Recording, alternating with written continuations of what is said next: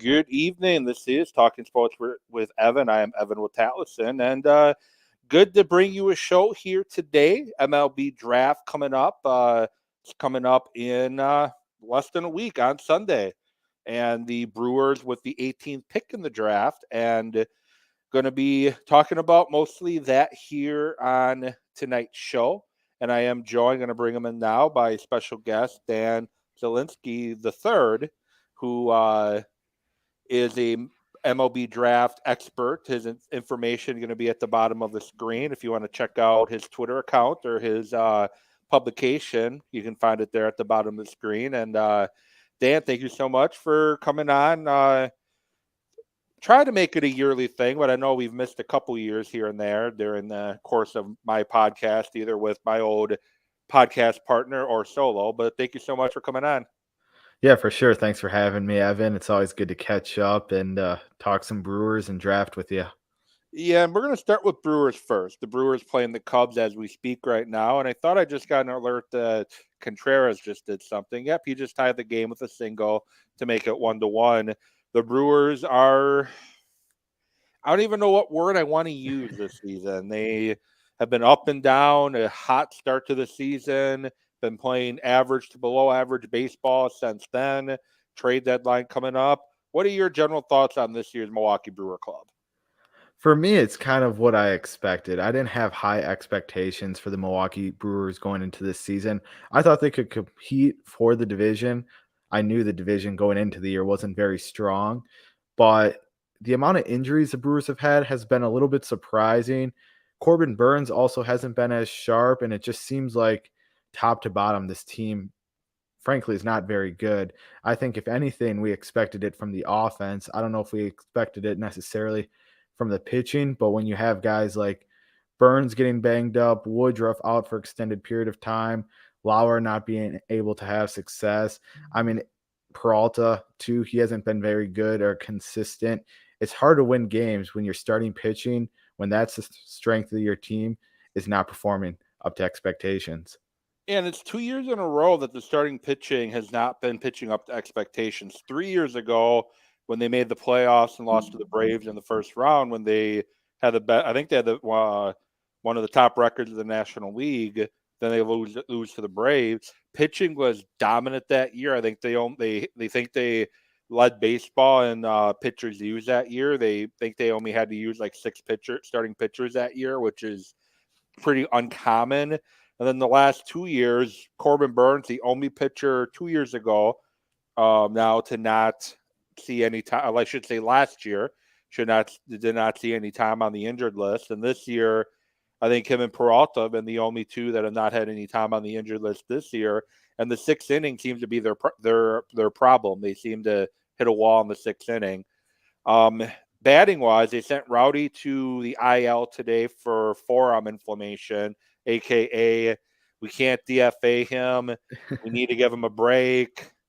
Let's put him on the IL is probably more what it's like. They wouldn't tell you that because you can't. Baseball would frown upon that, but I don't think he's legitimately injured. Do you see this team being able to make any moves at the deadline to try to push for the division? With the Reds are red hot right now, and do you see them making a push, or do you see them kind of standing pat? I know last year selling at the deadline when they moved Hader surprised everybody. Yeah, that's a great question. I mean, I go back and forth on this because what can you really do to improve this team to make it a World Series contender? You would have to overhaul this roster. Yeah, That's something they're just, yeah. I mean, I just don't see this team winning a World Series. So is it worth trading some quality prospects for a rental or to just try to win the division? I don't know if it's really necessarily worth that. On the other side, this is kind of your last window here before you head into a rebuild either this offseason or the following offseason. So maybe you look at it as a way of let's get into the playoffs and see what happens, see if we can stay healthy, see if Corbin Burns can pitch like the Cy Young we know he can be. Let's see if Woodruff comes back and can perform. So it's going to be interesting to see. I tend to say hold on to the prospects and kind of let things play out how they are. The division's extremely weak. I think the Brewers have the pieces if they can get hot to win it still. And we go from there, and then this offseason becomes real interesting after the season ends.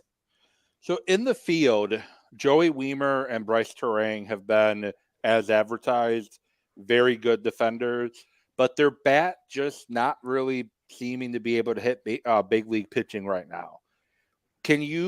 What can you say right now to kind of reassure Brewer fans that they just need to be patient with those two, or are they just going to struggle to hit at the big league level? I think they're going to struggle to hit at the big league level. I think when those guys were always coming up, even Garrett Mitchell to some extent in that same boat, I thought they were good prospects. I didn't think they were impactful prospects, guys you could count on to be difference makers at the major league level. I think looking at Terang and Weimer, both guys, Weimer, I think, can give you more offensively. He's just not consistent enough and sometimes strikes out a little too much. Whereas Terang, really, he isn't an impact hitter. He gets on base from time to time, but he's not going to do a ton of damage either.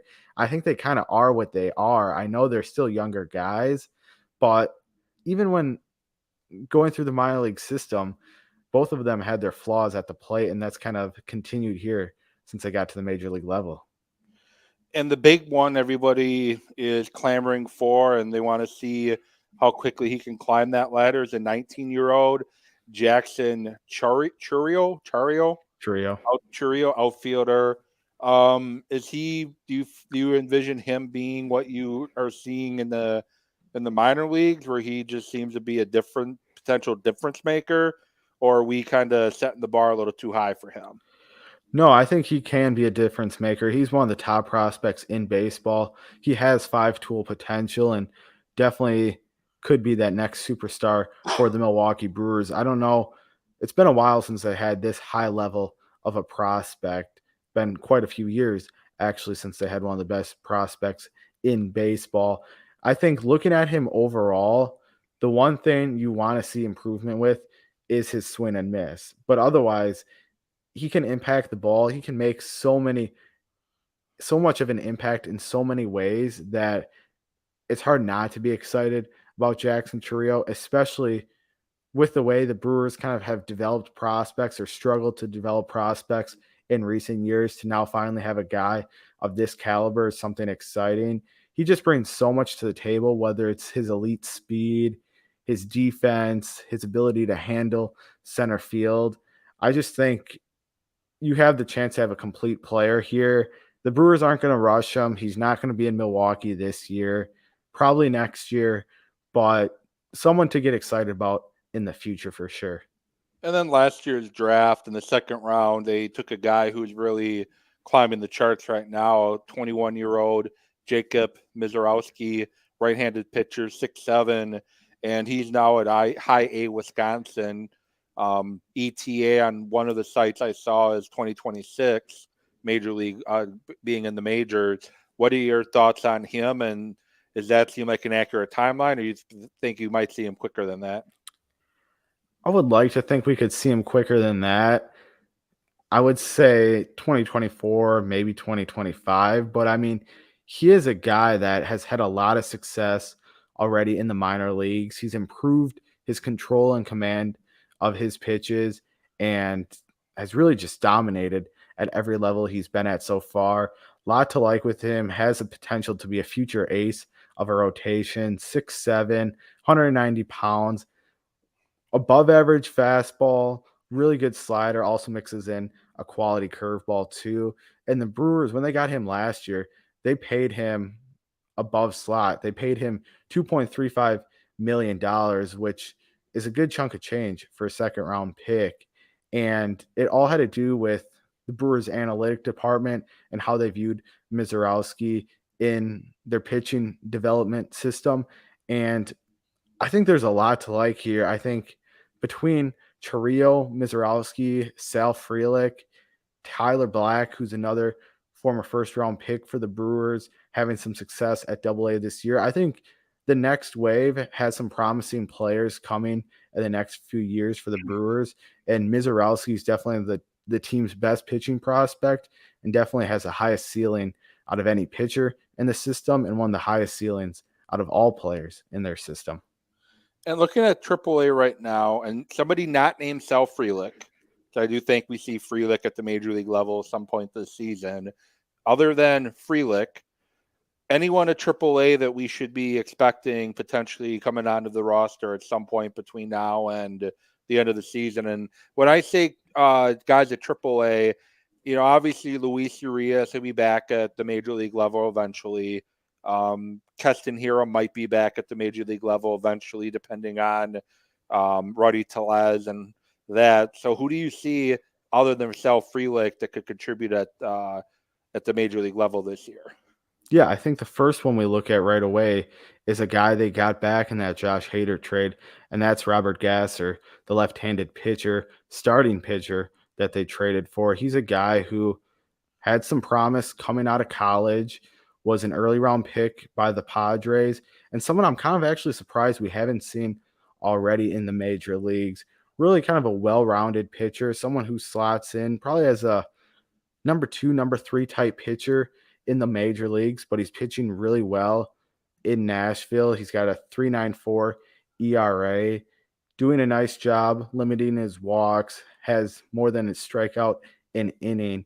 And to me, with the Brewers' struggles from the pitching side, I'm surprised they haven't called him up because I think he's someone that really has nothing left to prove anymore at the minor leagues and someone that could potentially impact this team moving forward. So I would keep an eye out for Robert Gasser, who is the team's second best pitching prospect right now. And then moving to the draft this year, the Brewers picking 18th. This is the first draft where they have the lottery. So like the NHL, like the NBA, as a way to curb tanking, which I get why teams are tanking baseball, but it's just one of those sports where tanking doesn't make a lot of sense because in hockey and the NBA, if you get that first round pick, number one pick in the draft, you're likely getting somebody. Let's say you tank a 2023, you're going to get a 2022.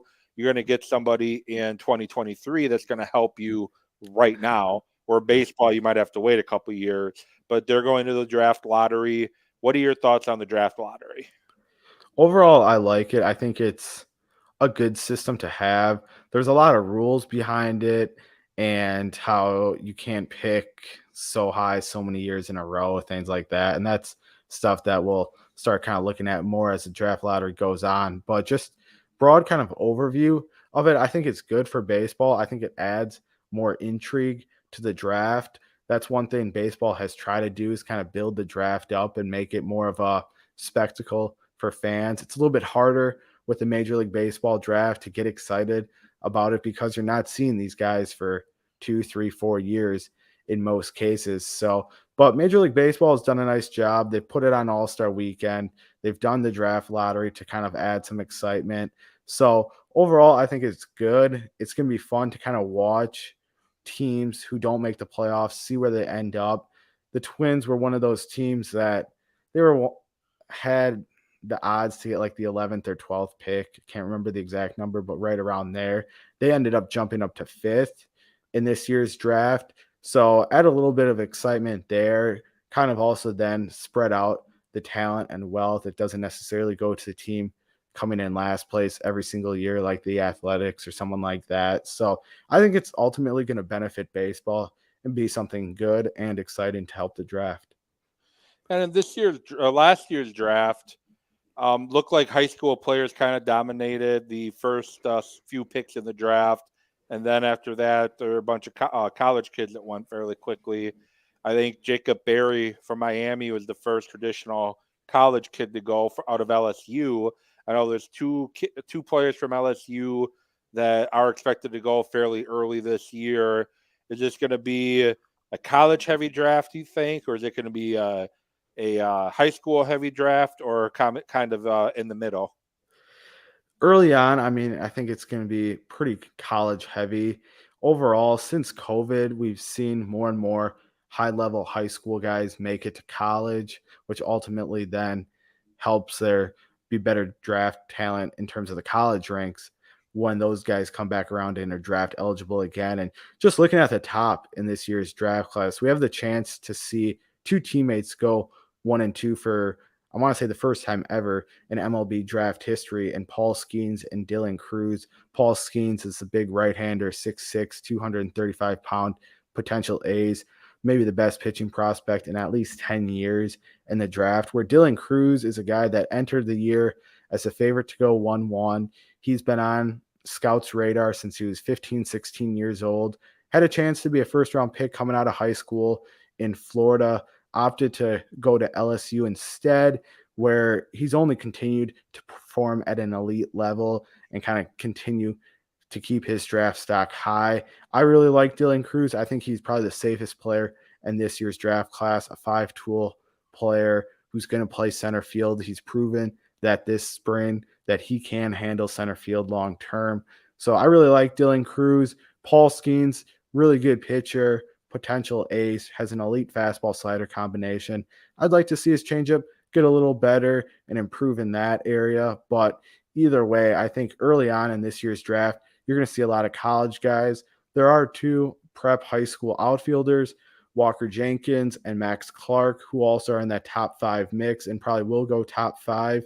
But besides that, we'll see a lot of college guys going early. And I saw an article on Bleacher Report where they're talking about that this could be one of the deeper draft classes we've seen in a while. Keith Law of The Athletic and Carlos Collazo of Baseball America are kind of comparing it to 2011 draft, which gave us Garrett Cole, Francisco Lindor, Javi Baez, Sonny Gray, Anthony Rendon. Do you see this draft as being this talented as they do, or and why? Like, what is it about this year's draft class that makes it so talented? Yeah, I do. I think it's one of the deeper classes in at least the last 5 years. Definitely deeper than last year's. A lot more high-end talent. I think looking at this year's draft class, you can easily make a case for 3 guys to be potentially the number 1 pick. And you could even throw in a Max Clark or even a Walker Jenkins for that matter at the 1-1 spot. I think when we look at this year's draft class, we've got a tier of 5 guys between Paul Skeens, Dylan Cruz, Wyatt Langford, who's the center fielder, outfielder from Florida, and then the 2 prep guys in Walker Jenkins and Max Clark. And that group is really good. And then after that, you even have some really good college players and even some really good high school guys too. So I do think this draft class is really strong. I think there's a lot of guys that are going to impact an organization within the next couple of years and ultimately have a lot of success. We'll see long term if it's as good as a 2011 class. Time will tell. But on paper, it looks really good with a lot of guys having the chance to be impactful players down the road. And leads us to my next question, talking about how deep this class is. Milwaukee Brewers selecting 18th in the first round and then 33rd in the competitive balance round. Who are some players that, if you're a Brewer fan, we should be kind of paying attention to in this year's MLB draft as guys that could go 18th or 33rd? So first, just kind of giving an overview of what the Brewers have done lately. They prefer their draft philosophy is up the middle position players. They like college guys more than they like prep guys. They haven't drafted a high school guy in the first round since Bryce Terang in 2018. They haven't taken a pitcher in the first round since Ethan Small 1 year later. So the Brewers really like college guys and college position players, to be specific. And throughout this entire draft cycle, I've really heard them connected to those college position players. So really, I think that's where they're going to go in the first round. And we will see. It kind of depends, obviously, when you're picking 18th, how the board shakes out. But right now, they've been tied to a lot of college position players. One guy looking specifically is Jacob Wilson, a shortstop from Grand Canyon. I don't want to spend too much time on him, but he's a guy that's one of the top 10 players in this year's draft class. But he's a guy that in the last week, people have thought could slide down draft boards and potentially be available for the Brewers. He's Jack Wilson's son, the former Major League shortstop, and really had a good career at Grand Canyon overall. Contact first player who's probably going to be able to stick at shortstop long term. His biggest flaw is he just doesn't impact the baseball enough. And there's always a college player. There's always a player that usually falls in the first round, and people think Jacob Wilson could be that guy. We'll see. He could be on the board for the Brewers, or he could be a top 10 pick. He's kind of a wild card. But a couple other names that definitely are going to be kind of in that Brewers range going in the teens. First one is Tommy Troy, the shortstop from Stanford. He has experience playing second, shortstop, third base, left field, and right field at Stanford. Very versatile, kind of an offensive first guy who profiles probably best as an offensive first second baseman. 5'10, 197-pound right-handed hitter, makes consistent hard contact, has pretty good plate discipline, doesn't swing out of the zone a lot, and uses all fields when it comes to hitting, and has ability to hit for average and power. Defensively, he's athletic with a strong arm. Still think he profiles probably best at second base, but he's a guy that kind of fits the Brewers mold and could be on the board there. Matt Shaw, the shortstop from Maryland, is someone I really like too. He's one of the better hitters in college baseball. Right-handed hitter who can hit for average and power. Isn't a flashy player by any means, but really just gets the job done. Ability to hit for average and power as well. Also has really good plate discipline. 5'11", 185 pounds. I think he could stick at shortstop long term, but he might have to move off that position, maybe to third base. But either way, another guy with a lot of versatility, which the Brewers value too, with his experience playing second, short, third, and left at Maryland. So someone I think the Brewers definitely have interest in, or know they have interest in. And then looking at a few other guys, going kind of off their demographic of up the middle, because of where they're picking this year, just because of the way the draft is going to shape out, they could end up going a college corner player. Nolan Shonowell, the first baseman outfielder from Florida Atlantic. He's one of the best hitters in college baseball this year. Hit 447 with 18 doubles, 4 triples, 19 home runs, 64 RBIs. He also stole 14 bases in 289 plate appearances. And I mentioned the plate appearances because he had 71 walks to 14 strikeouts. So exceptional plate discipline. I know he was playing at the mid-major level, but this guy can hit, and just tool set, he's well-rounded, really extremely talented offensively too. Left-handed hitter who's 6'3", 195 pounds.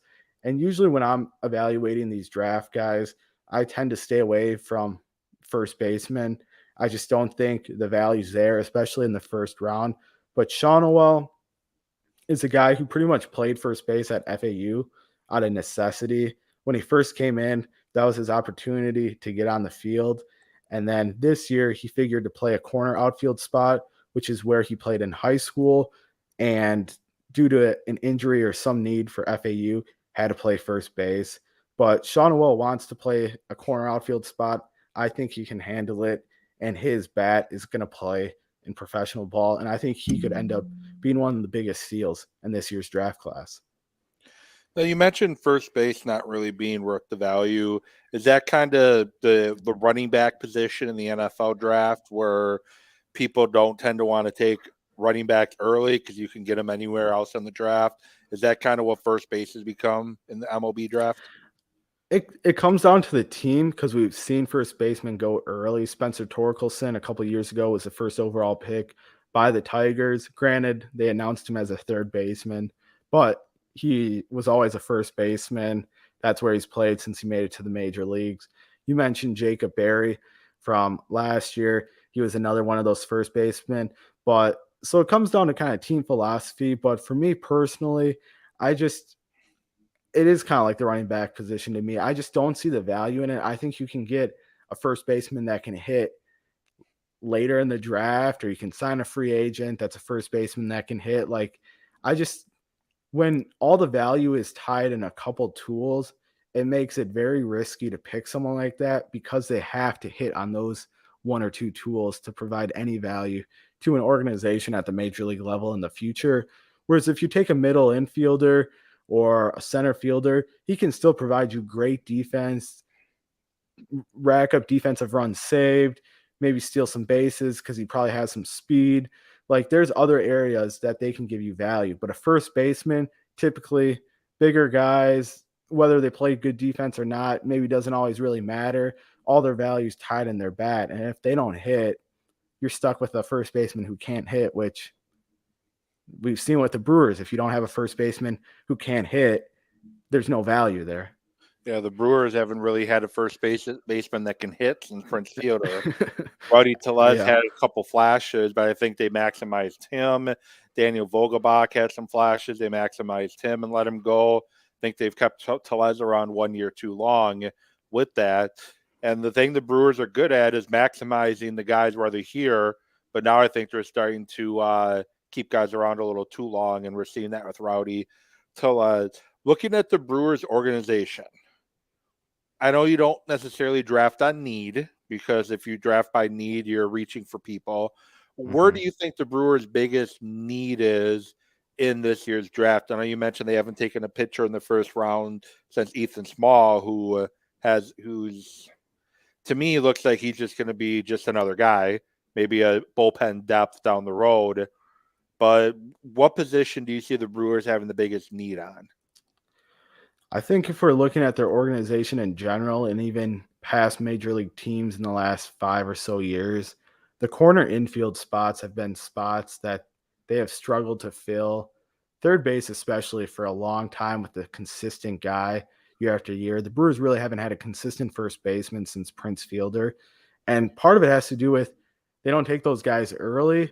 And some of the guys they do take have question marks. Lucas Urseg had question marks coming into pro ball. Keston Hero was a second baseman, but he really didn't fit at second base. First base, he was too short. So the Brewers really haven't drafted third and first baseman early on in the draft, and the guys they have taken after the first round really haven't developed and panned out. I think those are two areas, just looking at the organization, where they lack talent from top to bottom. So again, like you said, you don't draft for need in the Major League Baseball draft because you never know how it's going to pan out. And worst case scenario, you have a position that's extremely deep and then you can trade from it. So most teams tend to draft based on their board and who they have highest. Signability comes into that for sure. But looking at the Brewers, corner infielders are an area they could upgrade on in this year's draft or moving forward. Well, I want to say thank you so much for coming on the show. I appreciate you coming on. Before I have you quickly talk about where people can find your work, before I do let the show go, I do want to give a shout out to a local business here in Racine, Wisconsin, where I'm located. For those watching and listening, Kebab and Grill. They're on Washington Avenue in Racine. Grab dinner quickly there before the show here tonight, and incredible customer service, and it's Pakistani food. Which is really good as well, Pakistani and Indian food. So if you're in the Racine area, check them out. I do highly recommend them. No, they're not a sponsor of the show, but I do try to shop and buy local any chance I get, and they're definitely high on my list to go to. But again, thank you for coming on to the show. If you want to let the viewers and listeners know where they can quickly find your work. Sure. So you can find my work at baseballprospectjournal.com. I've interviewed and written detailed stories on 85 of the top prospects in this year's class. So definitely have a lot of detail on all the top guys, potentially guys the Brewers are looking at too. All the guys we've talked about, for the most part, I've interviewed. So feel free to go to baseballprospectjournal.com, read those stories, get ready for the draft. Follow me on Twitter at Dan Zielinski3. I'll definitely be tweeting out during the draft and more than willing to answer your questions as well. So when does 2024 start? Does that start as soon as this year's draft's over, or do you give yourself a few hours before you dive back in? Good question. So usually I get top 10, 20 lists up for each college and high school level, usually the second day of that previous draft. So like on Monday, but I actually posted my first draft profile last week of a guy. So I guess kind of the 2024 draft's already started, but it'll definitely get picking up here over the next week or two. I'll take a little time off, but then with the summer baseball, there's always guys to be watched and interviewed. So yeah, definitely will be getting on 2024 here quickly. Yeah, you got to get up to. I think it's the Chinooks have Chinooks. the council kids Yep. playing there. Got to talk to them a little bit. They don't have the same batting stance as their dad, do they? No, but they're very similar players to their dad, where they're not very flashy, but they're very skilled and talented, and quietly are extremely talented. Especially, I watched the younger one a lot more. He's going to Michigan, Jack Council, and yeah, he's an extremely talented player who's probably he was the second best player on a Whitefish Bay team that won the state title this year. And the best player on that team is JD Dix, who's one of the top guys in the 2024 draft class. Okay. Well, like I said, thank you for coming on. I appreciate it. Definitely want to make this a yearly thing here. We talk baseball draft. The baseball draft may not be as quote unquote sexy as the NFL draft, but it's still fun. Still fun to follow. Still fun to watch. I'm getting more into the baseball draft as well as much as I can. So, hopefully we can make, as I said, make this more of a yearly thing, as long as I'm have a platform that I'm talking sports. Definitely always enjoyed, Evan. We go way back, and yeah, always have fun talking sports with you. That we do. So thank you so much for watching, for listening. I will be back at it next week talking some Milwaukee Bucks, previewing NFL training camps, which will be kicking off very shortly here. And with that, have a good rest of your week. I will get at you next week.